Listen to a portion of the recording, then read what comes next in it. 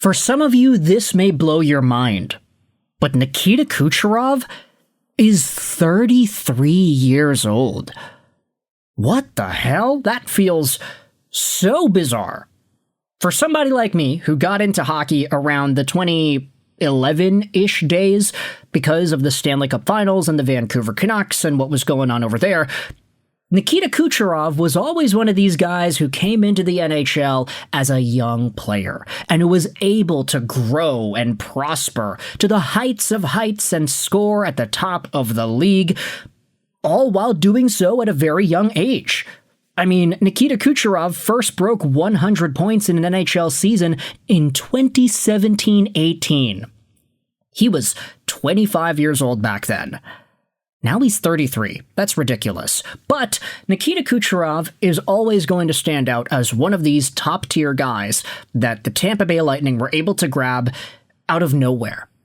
58th overall draft pick, second round, 2011. He was a guy that inevitably found himself in Quebec, where he was dominant for the Rouyn-Noranda Huskies, and then he made the Tampa Bay Lightning the very next year, quickly becoming a point-per-game player and quickly eclipsing the 100-point mark season by season.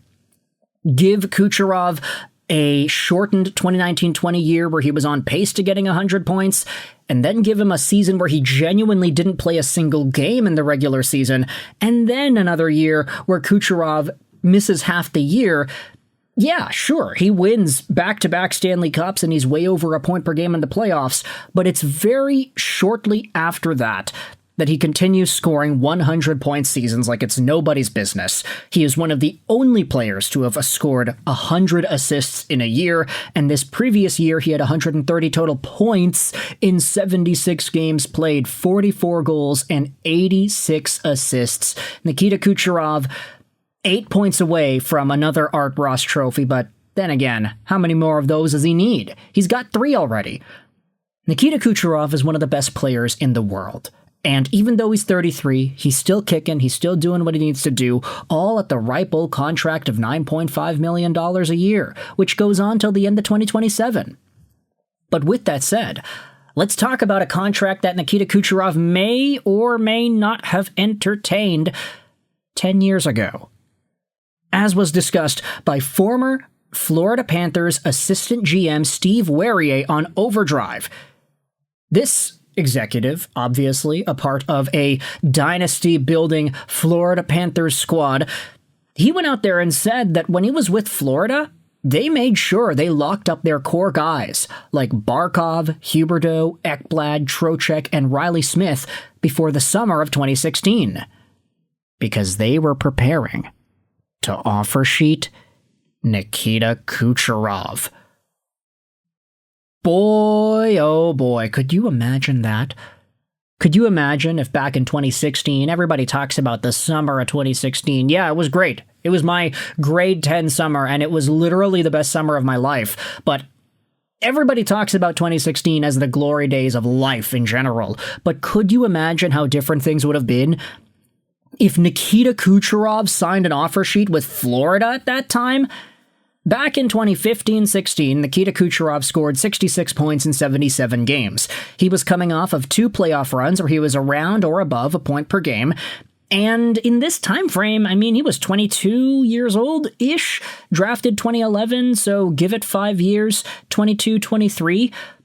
Obviously, there was already a talented player here in Tampa Bay. Getting 60 points in this era of the NHL was no joke.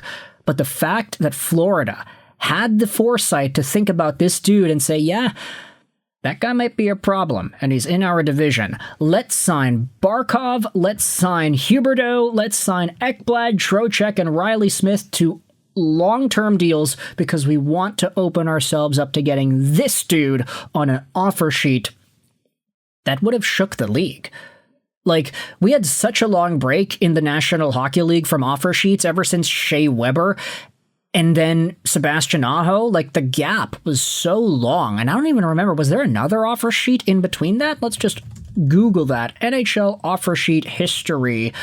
Here, a list of NHL players who signed an offer sheet. Guy Lafleur, Larry Robinson, Craig Simpson, Ron Tugnut. Oh, Ryan O'Reilly. Okay, yeah. Ryan O'Reilly was a year after Shea Weber. But then we had 6 years of a gap between Ryan O'Reilly and Sebastian Aho. And then Kotkaniemi, Broberg, Holloway, Barrett Hayton, and Leo Carlson. We do not know if this one will be matched just yet. But when you think about it, Nikita Kucherov, he was coming off of that 60-point year, and the contract that he actually did get from Tampa Bay and Steve Yzerman saw him making $4.7 million a year for 3 years. That's it. 3-year deal. Ages 23, 24, 25. He ended up getting 100 points in back-to-back campaigns, including in Art Ross in 2019. And then he got that big raise, $9.5 million a year. When you look at this contract that he got, this $4.7 million AAV deal, it was signed on October 11th, 2016. So Steve Yzerman took a while to get this contract pen to paper, and there would have been a pretty big opportunity for a team like Florida to step in there and be like, hey, Nikita, you want $8 million a year? How about you come here? We can give you that money and you can come over to the Florida Panthers and you can betray your Tampa Bay team. Nikita ultimately did not do that.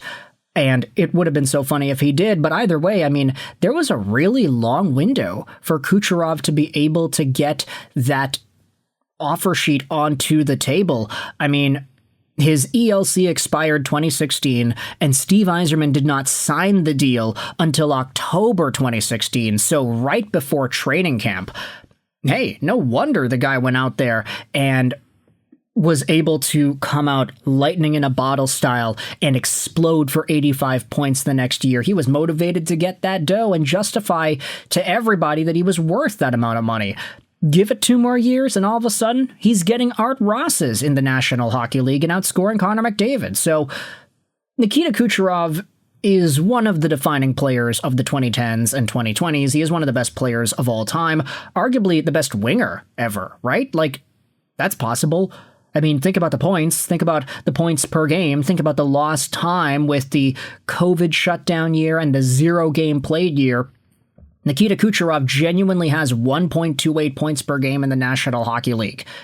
That's ridiculous. Like, go over to Quant Hockey and take a look at the overall list of NHL point producers all time.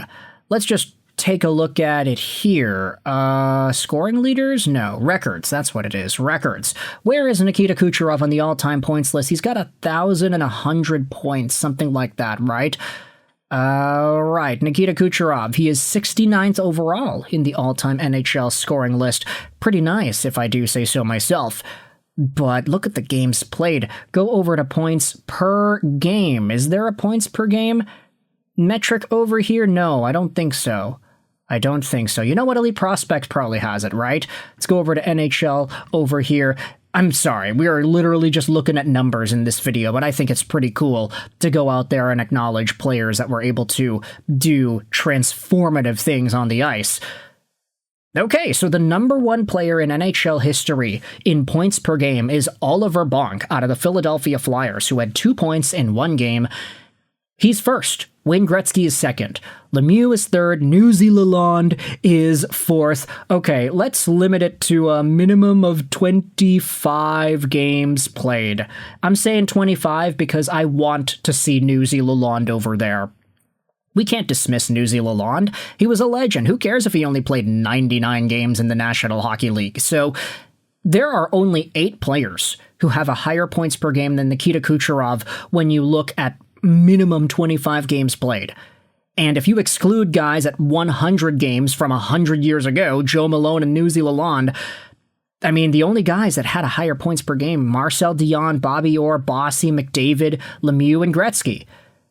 I mean, look at that, eh? It's kind of crazy that McDavid is on this list after all, too. Sidney Crosby's there at 12. Huh, boy. All the talented players on this list. Macklin Celebrini is on there too. How amazing. Where is Alexander Ovechkin? Ah, he's 46th. Okay. Never got too many assists, that's why. But either way, let me know your thoughts in the comment section below. What are your thoughts on Florida almost offer sheeting Kucherov a decade ago? How would that have changed the league? What are your thoughts about all of this hypothetical talk? I hope you enjoyed this Swedish Astral Sign 9.